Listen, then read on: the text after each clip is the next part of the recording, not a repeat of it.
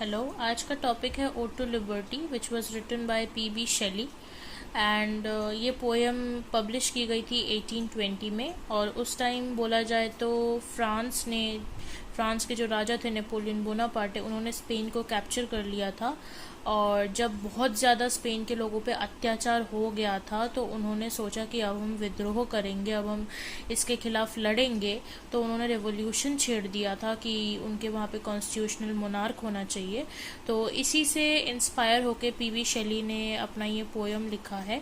तो पहले मैं आपको ओड का मीनिंग बता दूं। ओड का मतलब होता है एक ऐसा पोएम जो किसी पर्टिकुलर ओकेशन या पर्टिकुलर किसी सिचुएशन को डिस्क्राइब करने के लिए लिखा जाता है।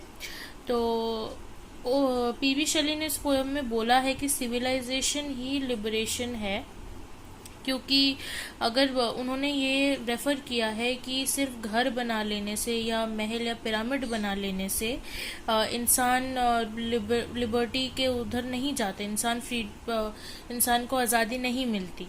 अगर आप सिर्फ घर महल बना रहे हो और आपके पास आज़ादी नहीं है तो वो घर भी एक पिंजरे जैसा है। The home is also like a cave उस सिचुएशन में।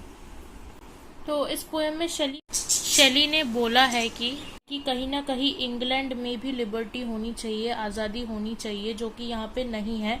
यहाँ पे कुछ फ्यू इम्पोर्टेंट पीपल, कुछ ऐसे पावरफुल लोग हैं जो लोग वर्किंग क्लास की कभी सुनते नहीं हैं, उन पे अत्याचार करते हैं। तो वो चाहते हैं कि जैसे स्पेन के लोगों ने अपने आज़ादी के लिए रिवॉल्यूशन करा, तो इंग्लैंड के लोगों को भी स्पेन के लोगों से कुछ सीखना चाहिए, उनका सुनना चाहिए और इंग्लैंड में भी रिवॉल्यूशन लाना चाहिए। क्योंकि जैसे उन्होंने रेफ़र करा है कि इंग्लैंड में ज़्यादा रिबेल की ज़रूरत है, ज़्यादा रिवॉल्यूशन की ज़रूरत है, क्योंकि पीटरलू मैसेकेयर के बाद से, यहाँ पे पीटरलू मैसेकेयर का थोड़ा सा रेफरेंस आया है। ये जो मैसेकेयर था वो मैनचेस्टर में हुआ था, जहाँ पे बहुत से आम निहत्थे लोगों को मार डाला गया था कुछ मिलिटेंट्स द्वारा। तो इसी से पता चलता है, इसी से शेली ने बोला है कि ये इस पोएम में कि कैसे इंग्लैंड में कुछ भी लिबर्टी नहीं है, लोगों को आज़ादी नहीं है, कैसे आम लोगों को मैसेकेयर में मार डाला गया था। साथ ही साथ इंग्लैंड में फ्रेंच रिवॉल्यूशन भी फेल कर गया था, जिसके बाद से कुछ पावरफुल लोगों ने आम लोगों पे अत्याचार करना शुरू कर दिया था। पी बी शेली इस पोएम में लिबर्टी को एक अननोन पावर बोल के रेफ़र करती है, एक ऐसा पावर जिसका कोई शेप नहीं है, जिसका कोई धर्म नहीं है। बट इस पोएम में प्रीस्ट को भी टारगेट किया गया है। प्रीस्ट, पंडित एक ऐसे लोग होते हैं जो लोगों के मजबूरियों का फ़ायदा उठाते हैं, जो लोगों को ठगते हैं। तो उन्होंने बोलना चाहा है कि प्रीस्ट के मतलब उनकी बातों में ना आके आप लिबर्टी को पूजिए। वो इंसान प्रीस्ट लोग बस लोगों को ठगते हैं, उनके मजबूरियों का फ़ायदा उठाते हैं। आप लिबर्टी को पूजिए, लिबर्टी से ही आपको जस्टिस मिलेगा, लिबर्टी का फल जस्टिस होता है। लिबर्टी एक ऐसी चीज़ है जो लोगों के माइंड से सारी नेगेटिव थॉट्स बाहर निकाल देगी और एक नया वर्ल्ड बन सकता है लिबर्टी के थ्रू। पी बी शेली बताते हैं कि इस पोएम के थ्रू कि वो एक पोएट है और पोएट का सबसे बड़ा रोल होता है समाज में रिवॉल्यूशनरी चेंज लाना, जिससे कि लोगों को उजागर किया जाए। वो लोगों को बस वो अपना रोल निभाना चाहते हैं और लोगों को इंस्पायर करना चाहते हैं कि कैसे समाज में चेंज आने से ही एक बेहतर समाज बन सकता है और ये कैसे लोग ही कर सकते हैं। जैसे कि मतलब वो चाहती है कि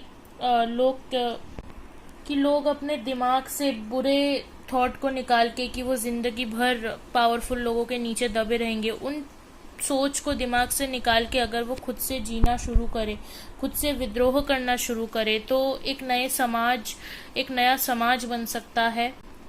शेली ये सोचता है, वो अपने लाइफ में ये सोचता है कि पोएट्री एक ऐसा चीज़ है जो समाज में रिवॉल्यूशनरी चेंजेस ला सकती है।